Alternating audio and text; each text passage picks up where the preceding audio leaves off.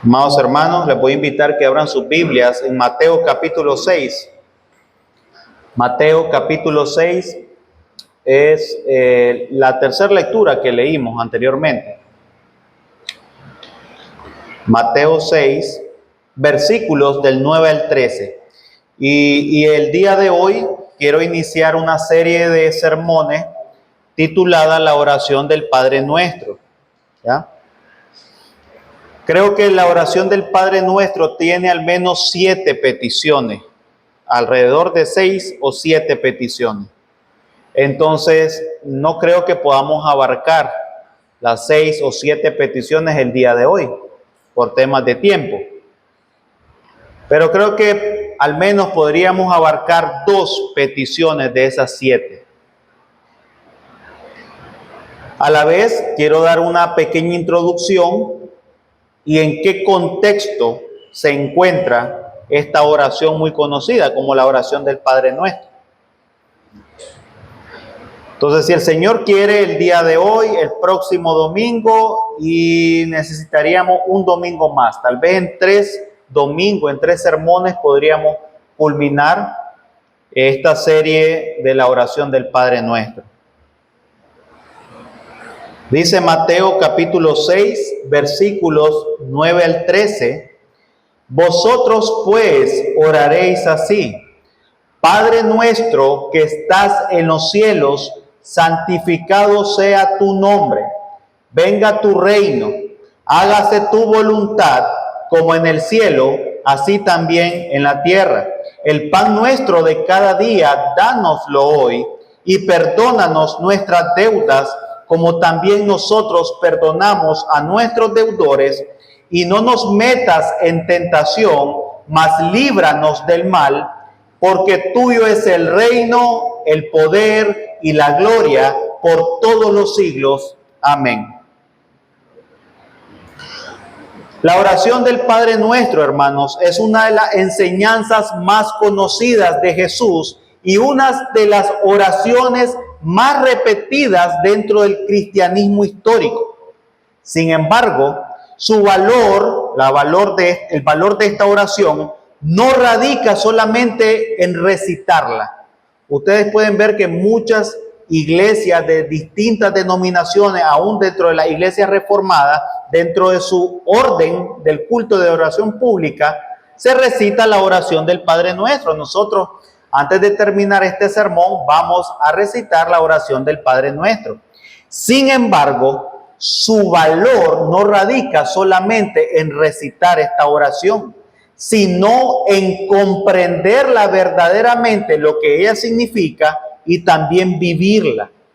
Jesús no entregó acá a sus discípulos simplemente una fórmula vacía en esta oración, hermano, sino un modelo profundo de oración que nos enseña a acercarnos a Dios de una manera reverente, humilde, con confianza, dependiente y de obediencia hacia Él. El Padre Nuestro es como el resumen de todos los evangelios, así lo han conocido los estudiosos, como el resumen de todos los evangelios. Por ejemplo, Santo Tomás de Aquino decía que es la más perfecta de todas las oraciones. Era la oración por excelencia, decía Aquino. Y esto es así porque fue el mismo Cristo quien enseñó a sus discípulos a orar. Entonces, antes de pasar a desarrollar estas 2 primeras peticiones, déjenme situarlos primero dentro de contexto.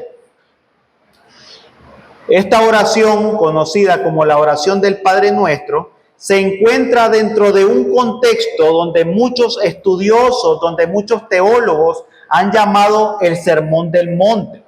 Después de que Juan el Bautista fue encarcelado y luego decapitado por Herodes, Cristo inicia su ministerio terrenal predicando el evangelio del reino.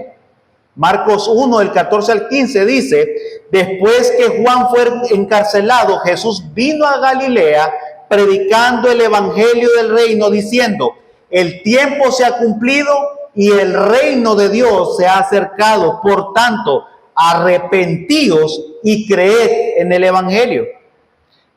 El Evangelio de Mateo, por ejemplo, narra que Cristo, después de vencer las fuerzas del maligno y las tentaciones del diablo, inicia su ministerio terrenal predicando el Evangelio del reino. Mateo 4:17 dice: desde entonces comenzó Jesús a predicar y a decir: arrepentíos, porque el reino de los cielos se ha acercado. Desde entonces, hermanos, Cristo comienza a enseñar en las sinagogas de los judíos, a predicar el evangelio del reino, acompañado por grandes milagros, grandes prodigios, sanando toda dolencia y enfermedades del pueblo, expulsando fuera así a los espíritus inmundos también, hasta que llega a un punto donde él se había vuelto muy popular y perseguido por muchas personas. Para ese entonces ya seguían a Jesús una gran multitud, y es en ese preciso momento que Cristo sube a un monte de la ciudad de Jerusalén y predica un sermón bastante extenso que abarca los capítulos 5, 6 y 7 del Evangelio de Mateo. Mateo 5, versículo 1 dice: viendo Cristo la gran multitud, subió al monte, y sentándose en él, vinieron a él sus discípulos, y abriendo su boca, les enseñaba.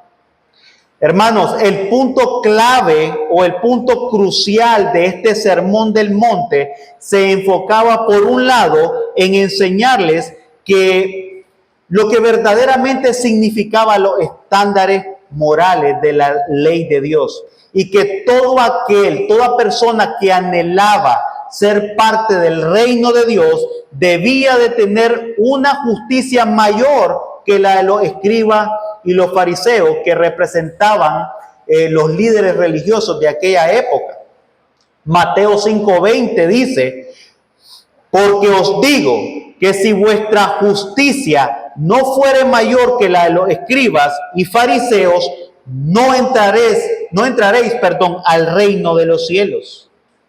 Por otro lado, también este sermón del monte se enfocaba en contrarrestar, hacer un contraste entre el falso estándar de adoración de los líderes religiosos de aquella época, los escribas y los fariseos, con la verdadera adoración que agrada a Dios. Y Cristo utiliza al menos 3 ilustraciones de la vida religiosa de los escribas y de los fariseos, como es la limosna, el ayuno y la oración, para demostrar el total fracaso de ellos. Ellos eran hipócritas al orar, eran hipócritas al ayunar y eran hipócritas al dar. El mundo espiritual o el aspecto espiritual de la vida religiosa de ellos era de total hipocresía. En Mateo 6, versículo 5, Jesús les dice a sus discípulos: y cuando oréis, no sean como los hipócritas, porque ellos aman el orar en pie en las sinagogas y en las esquinas de las calles para ser vistos, con esa causa, con esa razón, para ser visto por los hombres. De cierto os digo, ya tienen su recompensa. En Mateo 6, versículos del 7 al 8, Cristo también les dice: y orando, no uséis vanas repeticiones como los gentiles, que piensan que por su palabrería serán oídos. No os hagáis pues semejante a ellos, porque vuestro Padre sabe de qué cosas tenéis necesidad antes que vosotros le pidáis. Entonces, hermanos, es dentro de este contexto que los discípulos, al escuchar cómo Jesús denunciaban a estos falsos líderes religiosos como los escribas y los fariseos, entonces es que ellos expresan o sienten la necesidad de acercarse a Jesús y a pedirles que le enseñe a orar, porque habían sido mal enseñados por estos líderes religiosos. En el texto paralelo de Mateo capítulo 6, Lucas nos muestra cómo los discípulos se acercaron a Jesús y le pedía que le enseñara a orar. Lucas 11, versículo 1 dice: aconteció que estaba Jesús orando en un lugar, y cuando terminó, uno de sus discípulos le dijo: Señor, enséñanos a orar, como también Juan enseñó a sus discípulos. Entonces, hermano, es en respuesta a esta solicitud de los discípulos que Cristo enseña la oración bastante conocida, como es la oración del Padre Nuestro. Quiero que abran sus Biblias en el versículo 9 del capítulo 6. Ahora sí vamos a empezar a desarrollar estos textos. Pero antes de desarrollar, hermanos, la primera petición, vean cómo Cristo enseña que nuestras oraciones, en primer lugar, deben de ir dirigidas ¿a quién? Al Padre. Versículo 9 del capítulo 6.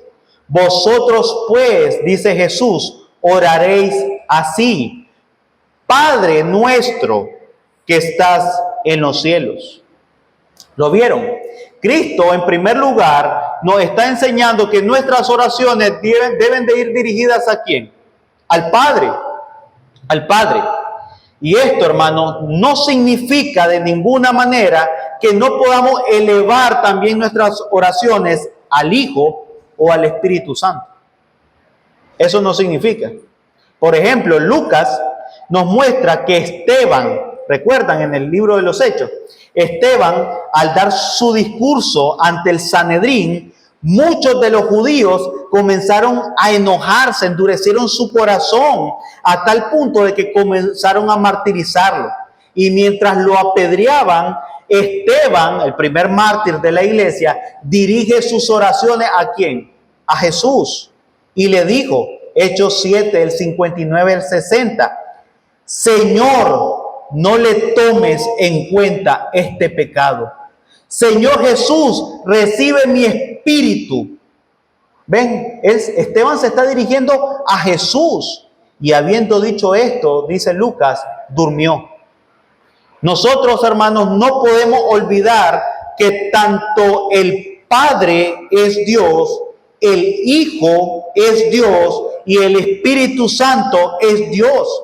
Adoramos a un Dios trino, a un solo Dios vivo y verdadero que subsiste en tres personas: el Padre, el Hijo y el Espíritu Santo. Al menos eso es lo que expresa nuestra confesión de fe. Entonces no habría ningún problema en dirigir nuestras oraciones al Hijo como a Dios Espíritu Santo, porque estas tres personas conforman la Santísima Trinidad. Tanto el Padre como el Hijo como el Espíritu Santo son coiguales en sustancia, son de la misma sustancia, del mismo poder y reciben la misma gloria. Nosotros adoramos al Dios Padre, al Dios Hijo, al Dios Espíritu Santo. En cambio, no habría ningún problema en que podamos dirigir nuestras oraciones al Dios Trino. Sin embargo, hermano, el patrón que nos enseña la Escritura es que nuestras oraciones se deben de dirigir al Padre por los méritos o en el nombre del Hijo por el poder del Espíritu Santo. Eso es lo que nos enseña la Biblia, ¿no? Ese es el patrón bíblico y lo podemos encontrar muy permeado en la Escritura. Mis hermanos, cuando declaramos el nombre o en el nombre de Cristo, esto no es como una fórmula mágica, ¿verdad? No es de que nosotros oramos al Padre y decimos en el nombre de Cristo y por decir o por declarar en el nombre de Cristo, entonces eso significa que Dios va a hacer lo que nosotros le pidamos. No es una fórmula mágica, sino que lo hacemos para reconocer que no poseemos acceso ante el trono de la gracia de Dios por nuestros propios méritos, sino por causa de Cristo y por causa de sus méritos. Y ese es el patrón que nos enseña la Escritura. Nuestras oraciones van dirigidas al Padre en el nombre de Cristo por el poder del Espíritu Santo. Por ejemplo, Juan capítulo 15, versículo 16 dice Jesús: no me elegisteis vosotros a mí, sino que yo os elegí a vosotros y os he puesto para que vayáis y llevéis fruto, y vuestro fruto permanezca, para que todo lo que pidiereis al Padre en mi nombre, Él os lo dé. ¿Ven el patrón bíblico? Al Padre en mi nombre. Juan 16, 23, también Cristo dice: en aquel día no me preguntaréis nada. De cierto os digo que todo cuanto pidiereis al Padre en mi nombre, os lo dará. También en Romanos 8, versículo 26, el apóstol Pablo dice: y de igual manera el Espíritu Santo nos ayuda en nuestra debilidad, pues ¿qué hemos de pedir como conviene? No lo sabemos, pero el Espíritu mismo intercede por nosotros con gemidos indecibles. ¿Ven? ¿Ven cómo el Espíritu Santo, la tercera persona de la Trinidad, también intercede en nuestras oraciones? Ese es el patrón que enseña la Escritura. Nuestras oraciones van dirigidas al Padre en el nombre del Hijo por el poder del Espíritu Santo de Dios. Y es por esta razón que Cristo nos enseña que todas nuestras oraciones deben de ir dirigidas al Padre. Y cuando oréis, dice Jesús: vosotros pues oraréis así: Padre nuestro que estás en los cielos. Por otro lado, también en este versículo 9, hermanos, Cristo nos recuerda de que este Dios al cual debemos de dirigir nuestras oraciones es un Dios inmanente y es un Dios trascendente. No sé si se percataron de eso. Dice el versículo 9: Padre nuestro. ¿Ven la inmanencia de Dios? Dios es un Dios cercano. Eso significa inmanencia. Dios es un Dios cercano, Padre nuestro. Y luego dice que estás en los cielos, trascendente. Cristo también nos enseña que ese Dios al cual dirigimos nuestras oraciones es un Dios cercano, pero a la vez es un Dios que trasciende nuestro ser. Padre nuestro que estás en los cielos. Entonces, en primer lugar, hermanos, vamos a ver rápidamente la inmanencia de Dios. ¿Qué significa eso? Bueno, cuando decimos que Dios es inmanente, nos referimos a su presencia activa en el mundo. Dios es un Dios activo. ¿Oyeron eso? Dios no creó el mundo, los cielos y la tierra y luego le dio la espalda para que siguiera el mundo su propio curso. No, Dios no hace eso, Dios no hizo eso, sino que Dios dirige, sostiene, orquesta y sustenta todas las cosas. El autor de los Hebreos, en Hebreos 1:3, dice que Él sustenta todas las cosas con la palabra de su poder. Pero este Dios no es solo inmanente, cercano con su creación. O sea, Dios no solo dirige, orquesta y sustenta su creación, sino también que tiene un cuidado especial con los suyos. Y eso es maravilloso, hermano. Dios tiene un cuidado especial con los suyos, así como un padre guía, cuida y sustenta a sus hijos. También es Dios con nosotros. Padre nuestro, Padre nuestro. Cuando Cristo nos enseña que podemos dirigirnos a Dios como nuestro Padre, Padre nuestro, nos muestra que tenemos una relación familiar con Él, un vínculo que nos une, hermano. Y es importante recordar que este vínculo que nos une con nuestro Padre es a causa de Cristo, no por nuestra propia causa, es por Cristo. Somos adoptados en Cristo. Es lo que dice, por ejemplo, Juan 1, versículos del 11 al 12, ¿recuerdan? A los suyos vino y los suyos no le recibieron, mas a todos los que le recibieron, los que creen en su nombre, les dio potestad de ser hechos, ¿qué? Hijos de Dios, hijos de Dios. Todo aquel que ha creído verdaderamente en Jesucristo ha sido adoptado en la familia de Dios. Dios es su Padre y nosotros somos sus hijos. Así que existe un cuidado paternal de Dios.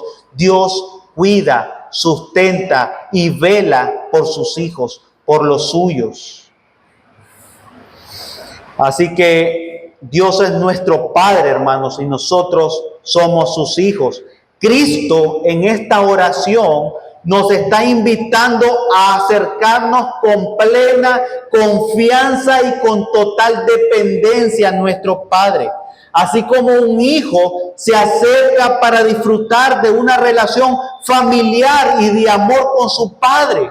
Eso es maravilloso, hermanos. Tenemos acceso al trono de Dios. Tenemos acceso delante del trono de la gracia por Jesucristo. Así como un hijo se acerca con toda confianza a su padre, Cristo nos está invitando en esta oración a que nos acerquemos con total confianza y total dependencia a Él, porque Él cuida de los suyos. Él cuida de los suyos. Por ejemplo, el apóstol Pablo en Gálatas capítulo 4 habla acerca de este espíritu de adopción. Lo veíamos el día de ayer en el estudio de la confesión, ¿recuerdan? Pablo en Gálatas 4, del 4 al 6, dice de que en el cumplimiento del tiempo de Dios, Dios envió a su Hijo Jesucristo para redimir a los que se encontraban bajo la ley. Y no solo para redimirlos, sino que envió también a su espíritu de adopción y que penetrara en nuestros corazones, por el cual el espíritu de su Hijo clama a Dios, Abba Padre. Y eso es muy, muy importante, hermano. Porque para los judíos en la antigüedad llamar a Padre Dios era una blasfemia. Era una blasfemia.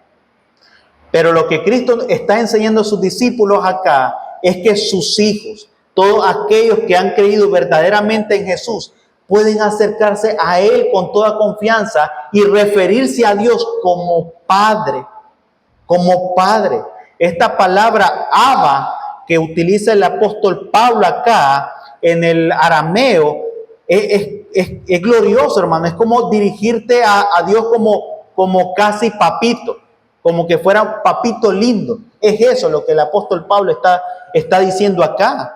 O sea, podemos dirigirnos a Dios, a ese gran Dios soberano, creador de todas las cosas, como nuestro Padre, hermano.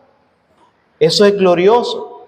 Es glorioso saber que en Cristo no solo fuimos justificados por Dios, declarados justos, nuestros pecados ya fueron perdonados en Cristo, sino que aún así Dios nos salva, nos justifica y todavía nos adopta como hijos suyos.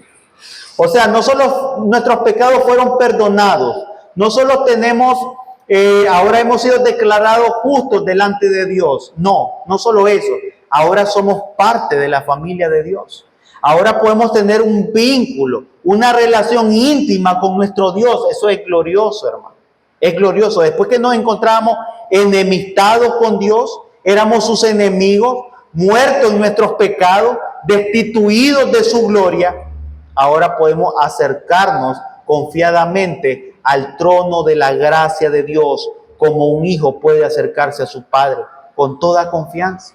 Eso es glorioso.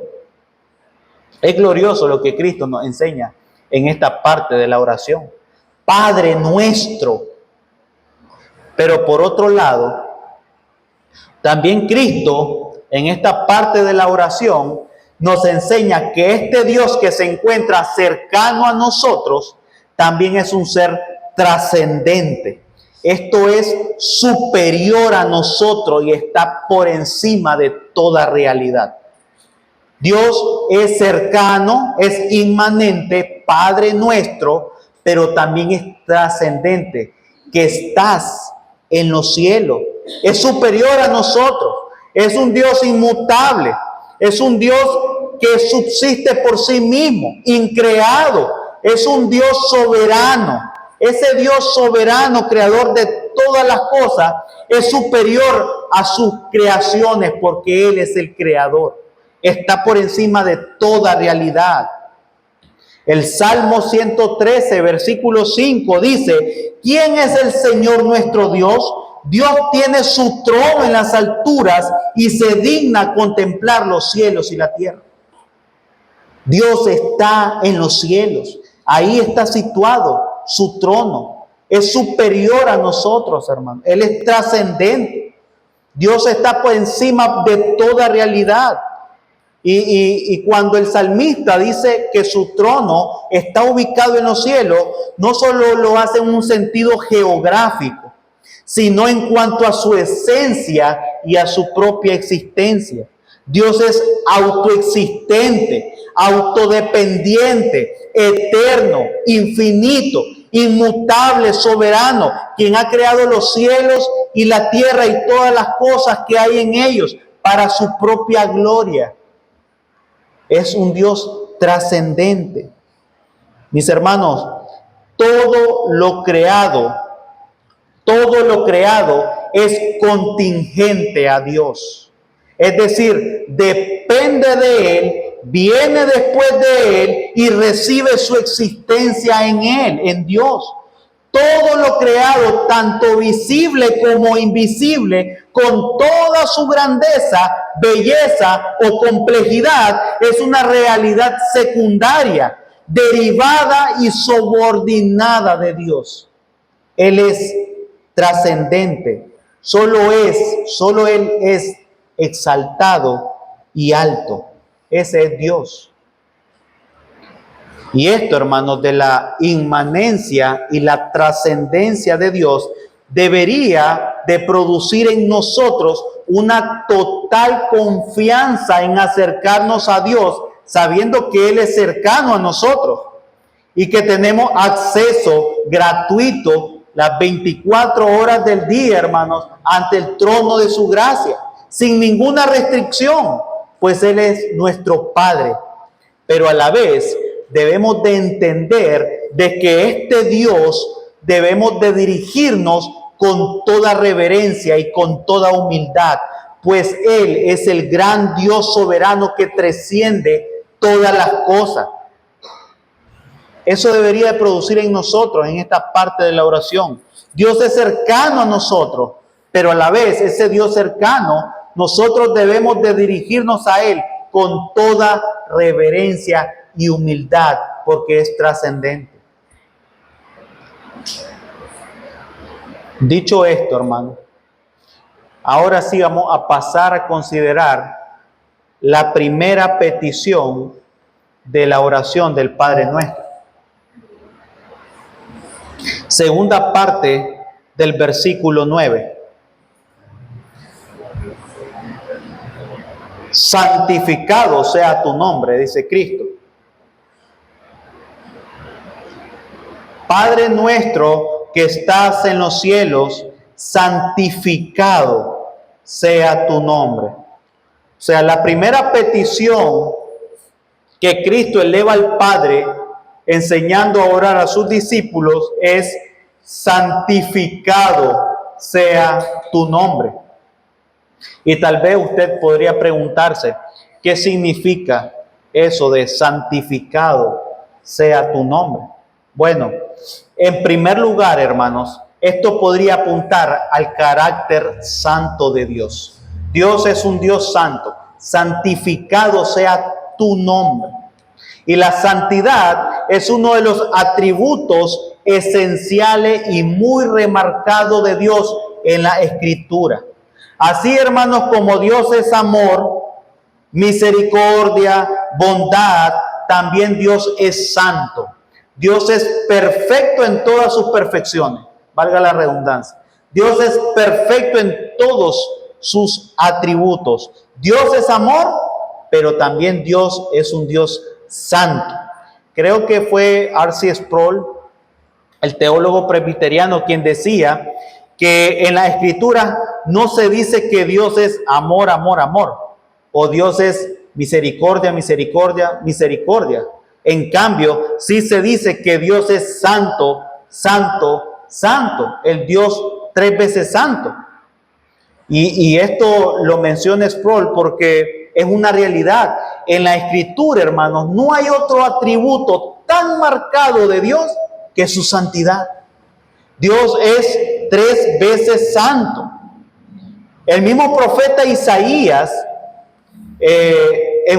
por medio de una visión, no sé si recuerdan Isaías capítulo 6, Isaías pudo contemplar la majestuosidad y santidad de Dios, quien estaba sentado en su trono y vio como serafines se encontraban adorándolo y decían: Santo, santo, santo, Jehová de los ejércitos.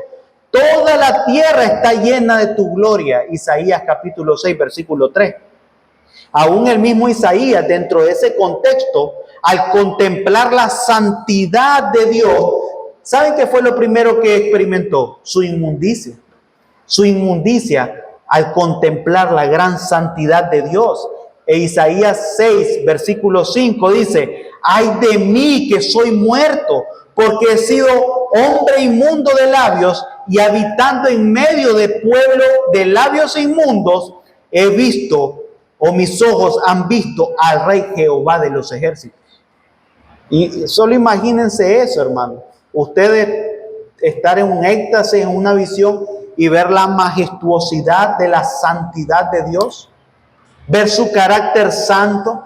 ¿Qué es lo primero que usted podría experimentar? Su miseria, su pecado ante el gran trono santo de Dios. Eso es lo que experimentó Isaías, a tal punto que él pensaba que iba a morir en ese momento. ¿Recuerdan cuando Dios llamó a Moisés también? Éxodo capítulos 3. Moisés se encontraba pastoreando ovejas. Y Dios se acerca, se dirige a Moisés para que Moisés se encargue como aquel mediador, como aquel que iba a interceder ante el faraón para rescatar y sacar al pueblo de Israel de los egipcios. Dios se presentó a Moisés en una llama de fuego en medio de una zarza que no se consumía, ¿recuerdan? Éxodo capítulo 3. Entonces Moisés, al ver a Dios, esa teofanía, o sea, cómo Dios se manifestó por medio de una zarza o por medio de fuego que no consumía aquella zarza ardiente, entonces Moisés quiso acercarse a Dios y en medio de ese acercamiento Dios lo detuvo y le dijo, dice Éxodo 3, versículo del 4 al 6, viendo Jehová que él iba a ver lo llamó Dios en medio de la zarza y dijo, Moisés, Moisés, y él respondió, heme aquí. Y dijo Dios, no te acerques, quita tu calzado de tus pies, porque el lugar en que tú estás, tierra santa es. Y dijo Dios nuevamente, yo soy el Dios de tu padre, Dios de Abraham, de Isaac y de Jacob. Entonces Moisés cubrió su rostro porque tuvo miedo de mirar a Dios. Y ese es el temor que causa Dios, hermano, al que el ser humano pueda contemplar su santidad. Causa terror, causa miedo.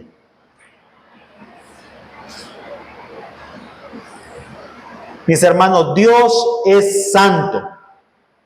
Así como Isaías, así como Moisés y así como muchos hombres a lo largo de la historia contemplaron la majestuosa santidad de Dios, nosotros como creyentes debemos también reflejar ese carácter santo de Dios por medio de nuestra manera de vivir.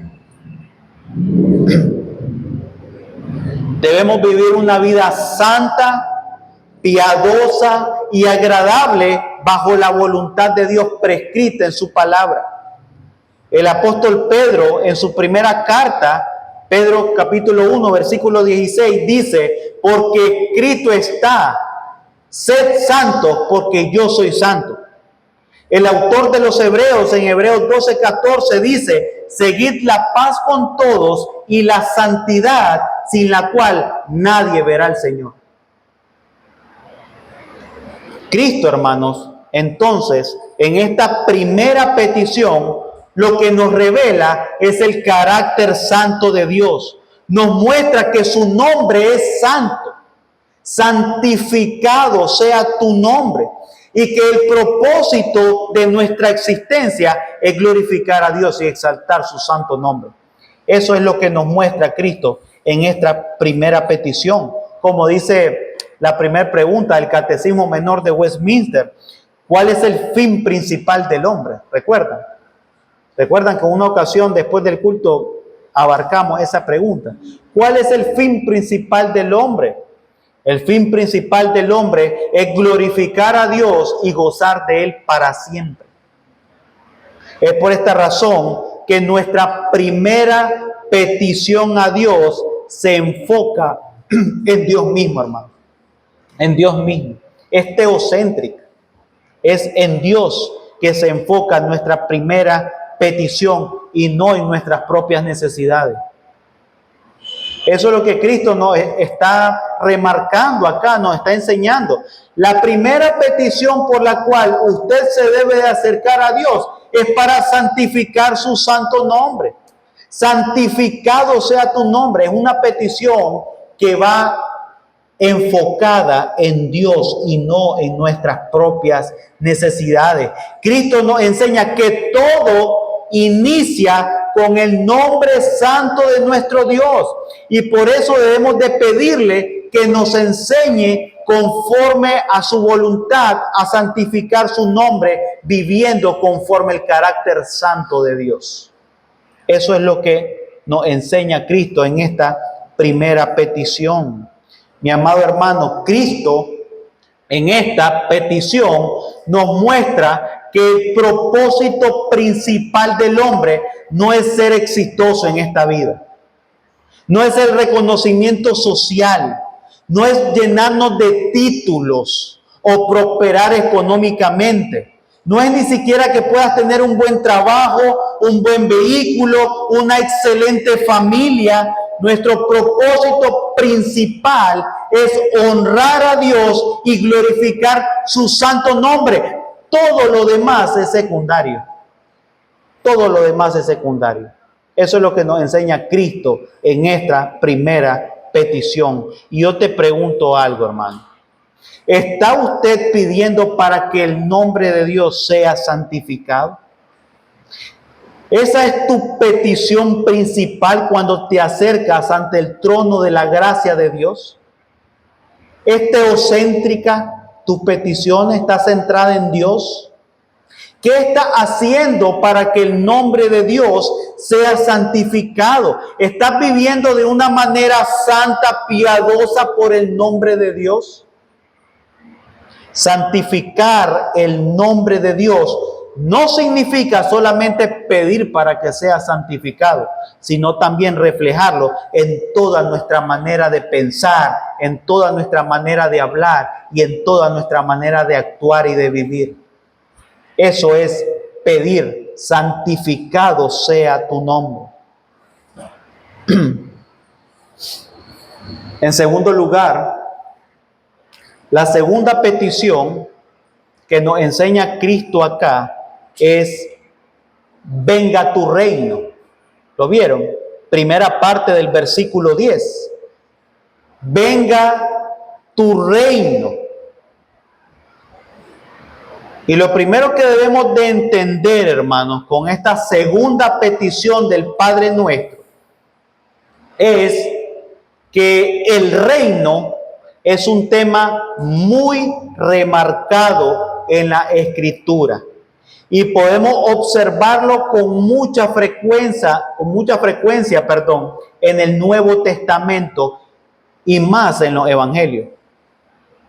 El mismo Cristo, al iniciar su ministerio terrenal, vimos que Él predicó que el Evangelio del reino. Mateo 4:17. Arrepentíos porque el reino de los cielos se ha acercado. En las bienaventuranzas, Mateo capítulo 5, descrita dentro del contexto del Sermón del Monte, también él resaltó los valores que regirían el presente reino. Mateo 5, del 5 al 7. También enseñó que no todos entrarían al reino de los cielos, sino solo aquellos que hacen la voluntad de su Padre. Mateo 7, versículo 21. No todo el que me dice Señor, Señor, entrará al reino de los cielos, sino el que hace la voluntad de mi Padre que está en los cielos.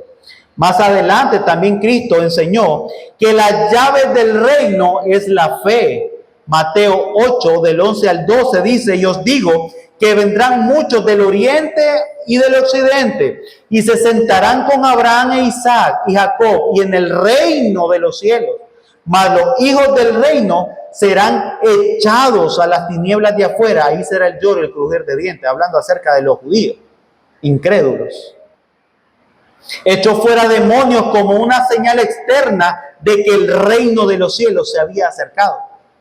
Mateo 12, 28 dice Cristo, pero si yo por el Espíritu de Dios echo fuera a los demonios, ciertamente ha llegado a vosotros el reino de Dios. Las parábolas de Jesús también eran una ilustración acerca del reino. ¿Recuerdan? Mateo 25, la parábola de las 10 vírgenes. Y el reino de los cielos es semejante a 10 vírgenes. Y así sucesivamente las demás parábolas comparaban el reino de Dios. También en Hechos 1, versículo 3, antes de que Cristo ascendiera a los cielos, les dijo que se acordaran, los discípulos le dijeron que se acordaran de él cuando viniera en su reino. Y el mismo ladrón de la cruz, ¿recuerdan? Cuando iba a experimentar muerte, le dijo, Señor, acuérdate de mí cuando regreses en tu reino. Lo que quiero decir con todo esto, hermano, es que el reino o la teología del reino está muy marcada en la Escritura. O sea, no es un tema que se puede pasar desapercibido. Y está muy marcada en los evangelios. Es importante recalcar entonces de que todos estos pasajes también nos enseñan que con la llegada de Cristo al escenario mundial, el reino de Dios fue inaugurado, establecido, aunque aún no consumado. El tiempo se ha cumplido y el reino de Dios se ha acercado. Por tanto, arrepentíos y creed en el evangelio. Cristo es el reino de Dios. Y lo decíamos el día de ayer. Hablamos acerca del reino de los cielos. Y decíamos que nuestro destino final no eran los cielos. Y que los cielos son los cielos porque Cristo está allí. Cristo es el reino de los cielos. Cristo es el reino de Dios. Cuando Cristo vino a este mundo, se inauguró el reino de Dios, pero que aún no será consumado hasta su segunda venida. Con la venida de Cristo, hermanos, se manifestaron destellos del reino de Dios. Mis hermanos, Cristo vino a saquear la casa del hombre fuerte, quien es Satanás, según Mateo capítulo 12. Cristo vino a derrotar el reino de las tinieblas y a inaugurar el reino de luz. Cristo, por medio de la predicación del evangelio, hermanos, está manifestando destellos del poder del reino de Dios. Ahora hay personas que han sido trasladadas del reino de las tinieblas al reino de la luz. Nosotros nos encontrábamos bajo la potestad de Satanás, siguiendo la corriente de este mundo. Pero cuando una vez creímos en Jesucristo, fuimos trasladados desde el reino de las tinieblas al reino de luz de Jesucristo. Ahí está el poder del Señor. Ahí está el poder del evangelio en la salvación de los pecadores. Entonces ya Cristo con su venida ha manifestado destellos de ese reino. Cristo dio anticipos del reino venidero. Cristo está reinando actualmente, hermano. Eso es lo que quiero decir. Cristo murió, resucitó al tercer día, ascendió a los cielos, como dice el credo apostólico, y ahora está sentado a la diestra del Padre, reinando con gran poder y con gran gloria, y volverá por segunda vez a traer juicio a las naciones. Cristo reina actualmente. Eso es uno de su, a ver, ¿cuáles eran los tres? Hablamos acerca del rey, sacerdote y profeta, uno de sus oficios. Cristo es rey, Cristo reina. Entonces podríamos preguntarnos, si Cristo reina actualmente, ¿por qué pedimos a Dios venga tu reino? Podría ser algo incoherente, ¿no? Un contraste. ¿A qué nos referimos o a qué se refiere Cristo con esta segunda petición de venga tu reino si Cristo ya reina? Pues hermano, aunque el reino de Dios fue inaugurado con la primera venida de Cristo a este mundo, aún ese reino no ha sido consumado totalmente, sino hasta la segunda venida de Cristo. Es por esta razón que el creyente vive en esa tensión del ya, pero todavía no. Entonces, en un sentido, el reino ya ha venido, pero en otro sentido, el reino vendrá. El reino vendrá. Es por esta razón que en esta segunda petición del Padre nuestro, Cristo nos enseña a pedir, venga tu reino. Y esta petición, hermanos, de venga tu reino puede referirse, por un lado, en pedir a Dios por la consumación de su reino. Puede referirse a eso, porque su reino sea consumado, aquel reino que fue inaugurado pueda ser consumado, que establezca ya su reino venidero en esta tierra. Recuerden que nuestro destino final no es el cielo, es cielo nuevo y tierra nueva. Ese es nuestro destino final.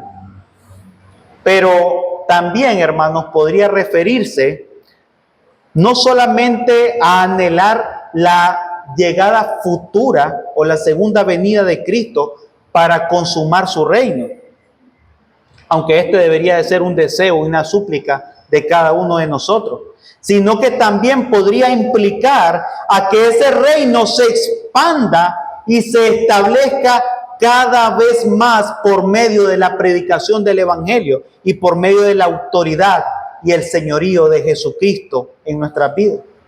También podría referirse a eso. Si usted ha creído en Cristo, usted es parte del reino de los cielos. Recuerdan en una de las bienaventuranzas, en la primera bienaventuranza que estuvimos estudiando el día miércoles, dice, bienaventurados los pobres en espíritu, porque de ellos será el reino de los cielos. No, de ellos es el reino de los cielos, presente. Todo aquel que ha creído en Cristo es parte del reino de los cielos. Ya está en el reino. Entonces esto también podría referirse a que venga tu reino, en que también implicaría en que también podamos expandir o ser parte de expandir el reino de los cielos por medio de la predicación del Evangelio y que el señorío de Cristo pueda permanecer y dominar en nuestras vidas. Eso podría también significar. Y vean lo que dice la pregunta 191 del Catecismo Mayor de Westminster. ¿Qué pedimos en la segunda petición? Dice el Catecismo. Y responde, venga tu reino. Pedimos que el reino del pecado y de Satanás sea destruido. El Evangelio dice propagado por todo el mundo. Que los judíos sean llamados y se cumpla la plenitud de los gentiles. Que la iglesia sea purgada, sostenida, protegida. Que las ordenanzas de Cristo sean administradas con pureza y sean eficaces para la conversión de aquellos que aún están en su pecado. Que Cristo gobierne aquí en nuestro corazón. Que apresure su segunda venida y nuestro reinado con Él para siempre estar con Él y que Él pueda ejercer su dominio en todo el mundo. Eso dice el Catecismo Mayor. Mis hermanos, cuando nosotros pedimos, venga tu reino, lo que estamos diciendo es que el señorío de Jesucristo gobierne en nuestra vida, en nuestro corazón. Así que venga tu reino no solo habla de que venga la consumación del reinado de Cristo, sino que ese reino que ya fue inaugurado penetre primeramente en nuestro corazón, que el señorío de Cristo reine en nuestra vida. Entonces, cuando hacemos esa declaración de venga tu reino, lo que estamos pidiendo es que el gran Rey soberano, Jesucristo, establezca su reino en nuestros corazones para gobernar toda nuestra manera de vivir, nuestras mentes, nuestras emociones, nuestra voluntad por medio de su Santo Espíritu. Recuerdan que nosotros antes nos encontrábamos en el reino de las tinieblas y el pecado había dañado nuestras mentes, nuestras emociones y nuestra voluntad. Pero una vez que hemos sido salvos por la gracia de Dios y trasladados de ese reino de las tinieblas al reino de luz de Jesucristo, ahora es Cristo quien gobierna nuestras vidas y reina en nuestros corazones, ya no el pecado. Cristo ahora reina en nuestras mentes, reina en nuestras emociones, reina en nuestros corazones y reina en nuestra voluntad. Ahora Cristo es nuestro Señor. Si Cristo es tu Salvador, hermano, Cristo tiene que ser tu Señor. Si Cristo no es tu Señor, si Cristo no está reinando en tu vida, Cristo tampoco será tu Salvador. Las dos cosas van de la mano. Primero, Cristo debe reinar en tu vida y hacer su voluntad. Así que, hermano, yo, para concluir estas dos primeras peticiones, si el Señor quiere, el próximo domingo podremos abarcar 3 peticiones más. Yo quiero preguntarte, ¿Cristo gobierna tu vida? ¿Realmente Cristo está gobernando tu vida? ¿Se ha establecido el reino de Cristo verdaderamente en tu corazón? ¿Te sometes verdaderamente al gobierno y señorío de Jesucristo por medio de su santa y bendita palabra? ¿Anhelas con todo tu corazón que el reino de Cristo sea consumado en su segunda venida, pero a la vez vives en ese reinado inaugurado bajo su dominio? Que el Señor nos ayude, hermano, que el Señor nos ayude y que realmente podamos reflejar externamente lo que el Señor ha hecho en nuestros corazones, si es que el reino de Dios ha venido a nuestras vidas. Dios les bendiga. Vamos a orar.